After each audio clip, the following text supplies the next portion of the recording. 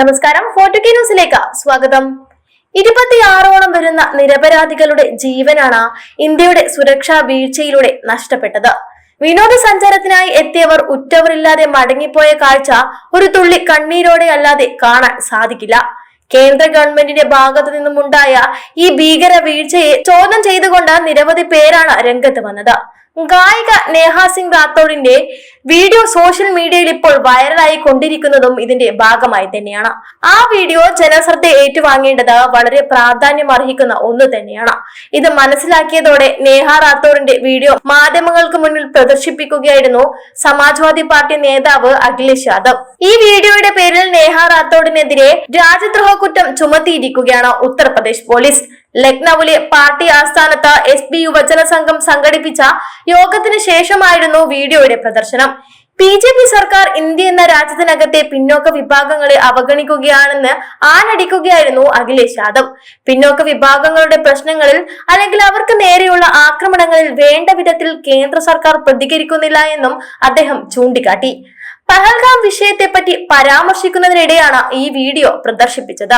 പഹൽഗാം ഭീകരാക്രമണം, ബീഹാർ തിരഞ്ഞെടുപ്പ് എന്നിവയെ പറ്റിയൊക്കെയാണ് നേഹ വീഡിയോയിൽ സംസാരിക്കുന്നത്. ഒരു ഫോൺ കോൾ കൊണ്ട് മറ്റുള്ള രാജ്യങ്ങളിലെ യുദ്ധങ്ങൾ നിർത്താൻ കഴിയുന്നവർക്ക് സ്വന്തം രാജ്യത്തെ തീവ്രവാദ ആക്രമണങ്ങൾ തടയാൻ കഴിയാത്തത് എന്തുകൊണ്ടാണെന്നാണ് നേഹ ചോദിക്കുന്നത്. നേഹ സിംഗ് റാത്തോഡ് തന്റെ എക്സ് അക്കൗണ്ട് ഉപയോഗിച്ച ദേശീയ അഖണ്ഡതയെ പ്രതികൂലമായി ബാധിക്കുന്ന ആക്ഷേപകരമായ പോസ്റ്റ് ഇട്ടു എന്നാണ് ബി.ജെ.പി. നേതാവ് അഭയ് പ്രതാപ് സിംഗ് നൽകിയ പരാതിയിൽ പറഞ്ഞിരിക്കുന്നത്. ഈ പരാതിയെ തുടർന്നാണ് രാജ്യദ്രോഹ കുറ്റത്തിന് കേസെടുത്തിരിക്കുന്നത്.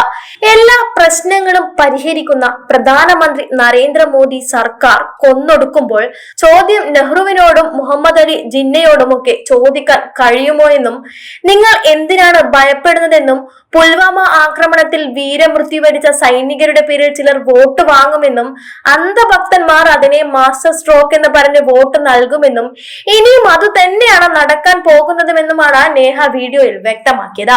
സമാനമായ സോഷ്യൽ മീഡിയ പോസ്റ്റുകളിലും മുമ്പും നേഹയ്ക്കെതിരെ സൈബർ അറ്റാക്കുകൾ ഉണ്ടായിട്ടുണ്ട്. എന്നാൽ എഫ്ഐആർ രജിസ്റ്റർ ചെയ്തതുകൊണ്ട് മുട്ടുമടക്കി പോകുന്ന ഒരു ഇന്ത്യക്കാരി അല്ല നേഹ. അതിനുശേഷം മോദിയെ വെല്ലുവിളിക്കുന്ന നേഹയുടെ അടുത്ത വീഡിയോ ആണ് പിന്നീട് പുറത്തേക്ക് വന്നത്. ജനങ്ങൾക്ക് മുന്നിൽ ആ വീഡിയോയാണ് അഖിലേഷ് യാദവ് പുറത്തുവിട്ടത്. ആ വീഡിയോ ഇതാ. ये आज तक वालों ने बहुत अच्छा चलाया है, मैं उनका धन्यवाद देता हूँ. फुल वॉल्यूम ठीक है सर. पाकिस्तान की सोशल मीडिया पर हो रही है.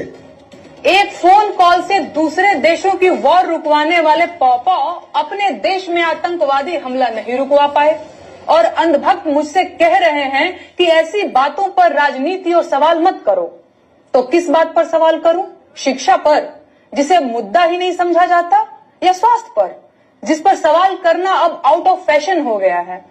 बोलो किस पर सवाल करूं? बेरोजगारी पर, जिसके जवाब में तुम्हारे अब्बा हुजूर पकौड़ा तलने की सलाह देते हैं?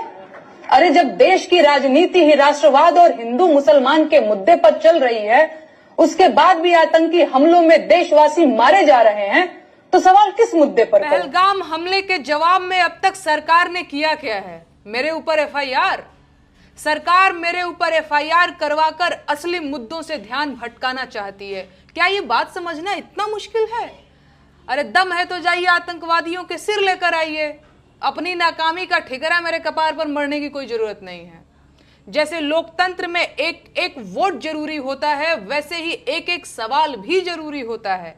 और सरकार को सारी दिक्कत मेरे सवालों से है, इसीलिए वो मुझसे सवाल पूछने से रोकना चाहते हैं.